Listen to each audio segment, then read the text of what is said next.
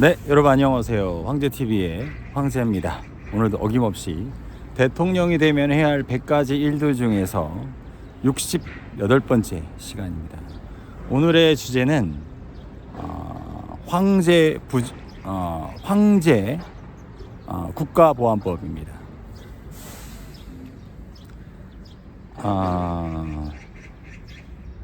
이건 약간 좀 기술에 관한 부분이에요. 왜냐면 우리가 하나의 기술을 개발하고 그 기술에 대한 로열티라든가 기타 등등 이런 부분들을 대한민국 소유로 습득하기까지는 정말 엄청나게 많은 시간과 돈과 노력과 기타 등등 이런 부분들이 정말 엄청나게 많습니다. 그런데 우리가 이제 그런 부분들을 가지고 성장해 감에 있어서 사람들을 쓰잖아요. 그렇죠? 왜냐하면 나 혼자 할 수 있는 부분이 아니기 때문에 뭐 국내에 있는 분들을 쓸 수도 있고 아니면 외국인 분들을 쓸 수도 있고. 그런데 문제는 내가 이 직장이 됐던 간에 또는 뭐 국가기관이 됐던 간에 또는 뭐 대기업이 됐던 간에 중요한 것은 그곳에서 내가 습득한 기술이든지 뭐가 됐든 간에 그런 부분들을 다른 곳에서 어느 정도는 활용할 수 있는데 도에 지나쳐서 대한민국의 자본력과 그 오랜 노하우를 타국에 팔아먹는 그런 몰상식한 분들이 있습니다. 근데 저는 또 그분들의 마음을 또 이해할 수 있는 게 제가 예전에 그 대한민국에다가 제가 미용을 오래 했잖아요. 그래가지고 미용실을 한 1000개 정도 깔려고 그랬었어요. 그리고 그 사업을 진행도 하면서 또 맞물려서 중국에다 한 10,000개 정도의 미용실을 깔려고 했었거든. 그래서 이제 북경에 갔는데 북경에서 이제 저한테 제의를 했어요. 뭐 이런 방식으로 해서 뭐 미용적인 어떤 거를 노하우를 많이 전수를 해주면 내가 뭐 중국에서 살아가는 데 있어서 뭐 평생 먹고 살게 해주겠다 뭐 이런 식의 제안이 있었거든. 근데 처음에는 그분들의 제안을 되게 호의적으로 받아들였어. 또 그때는 중국이 되게 좀 못 사는 상황이었었고 좀 되게 촌티가 났었어 중국이.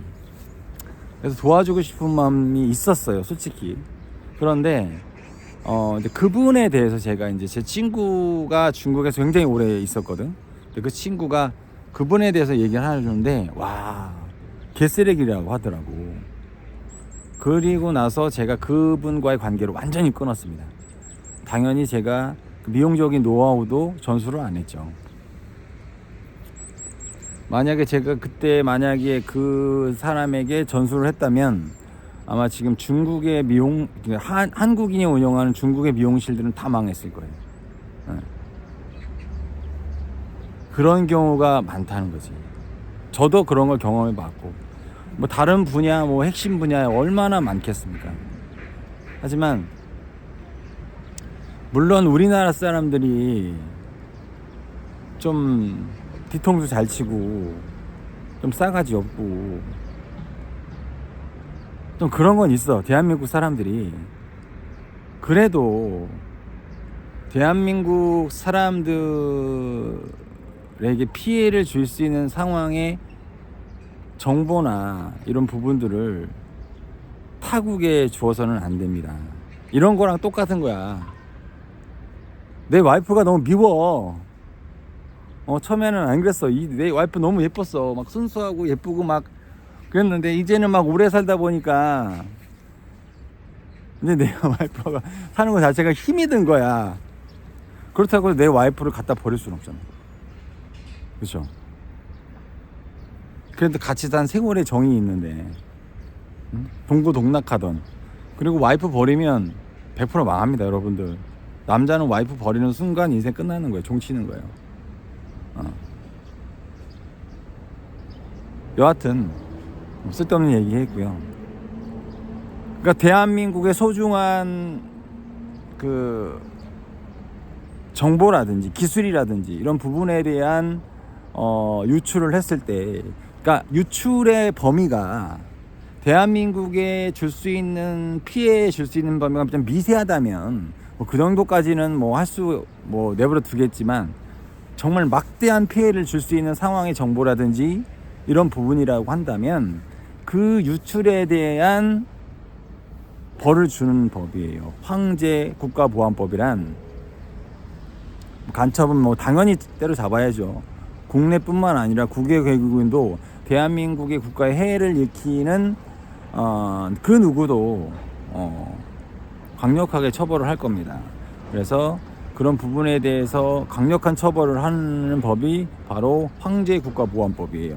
그리고 대한민국의 자유민주주의를 해하려고 하는 그 어떤 반국가 세력서부터 시작해가지고 모든 이들은 강력한 처벌을 할 거고, 두 가지의 선택지를 질 거예요. 사형을 당하거나 아니면 본인이 정말 원하는 공산주의자가 되고 싶다면 그냥 중국이나 북한을 보내면 됩니다. 굳이 우리나라의 감옥에 할 필요도 없어요. 그냥 보내면 추방시키면 됩니다. 네. 그렇기 때문에 신경 쓸 필요가 없지 않을까라는 생각이 들고요. 물론 우리나라 사람들이 이런 건 있어요. 그러니까 우리나라 조직 문화가, 우리나라는 땅덩어리가 작잖아. 작은데 다른 나라로부터 많은 지배를 당했단 말이야. 중국한테도 지배당했고, 몽골한테도 지배당했고, 그 옛날에는 또 저쪽 위쪽에도 지배당했고, 또 일본한테도 지배당했고, 지금 미국한테도 지배당하고 있고. 이러다 보니까 사람들이 약간 좀 얄팍하단 말이야. 믿을 수도 없고, 좀 그런 게 대한민국 사람들의 약간 성향일 수밖에 없는 거예요. 그 오랜 세월을 요 조그만 땅에서 살아남기 위해서는 그게 과한 것도 없잖아 있거든. 근데 또 대한민국 사람들이 또 정에 약해요. 정에 약해. 그래서 내가 정말 마음에 들어 하는 사람이면 내 간 쓸개 다 빼줍니다. 근데 그 모든 상황은 내가 만들어 가는 거예요. 근데 그게 참 어려운 거죠, 그렇죠? 여하튼 제가 이 법을 만드는 것은 기준을 만들어 드리고 싶은 거예요. 물론 내가 지금 이것을 팔아먹으면 내가 잘 먹고 잘 살 수 있어. 내 가족이 잘 먹고 잘 살 수 있어. 하지만 국가가 없어지면, 국가가 없어지면 여러분들 어디서 사실 거예요?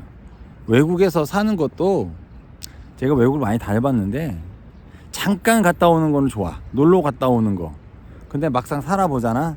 빡세요. 내 나라 내 땅이 아니면은 빡센 거야. 쉽지 않아요. 그렇기 때문에 결국에는 대한민국 내 나라가 최고인 거야. 근데 대한민국의 조직 문화라든지 기타 등 이런 부분에 대해서는 수정을 많이 해야겠죠. 수정을 많이 해서 기준선을 잡아줘야 돼.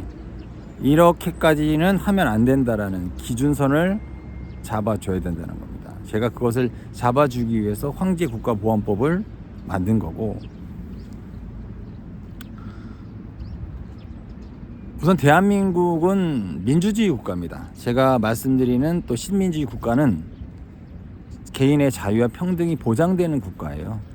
이것에 대한 해를 끼치는 그 어떤 세력도 대한민국에서 뿌리채 다 뽑아버릴 겁니다.